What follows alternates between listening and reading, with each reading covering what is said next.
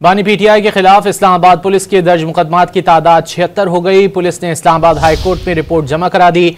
24 नवंबर को पीटीआई एहतजाज के बाद बानी पीटीआई के खिलाफ इस्लामाबाद में मजीद 14 मुकदमात दर्ज हैं। पुलिस ने इस्लामाबाद हाई कोर्ट में बानी के मुकदमात की रिपोर्ट जमा करा दी है। पीटीआई एहतजाज के बाद बानी के खिलाफ इस्लामाबाद में मजीद 14 मुकदमात दर्ज किए गए हैं। बानी पीटीआई के खिलाफ इस्लामाबाद पुलिस के दर्ज मुकदमात की तादाद 76 हो गई है।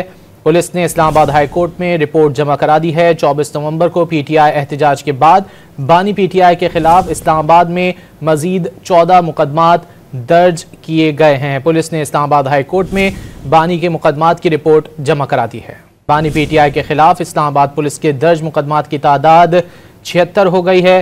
पुलिस ने इस्लामाबाद हाई कोर्ट में रिपोर्ट जमा करा दी है। 24 नवंबर को पीटीआई एहतजाज के बाद बानी पीटीआई के खिलाफ इस्लामाबाद में मजीद 14 मुकदमात दर्ज किए गए हैं। पुलिस ने इस्लामाबाद हाई कोर्ट में बानी के मुकदमात की रिपोर्ट जमा करा दी है।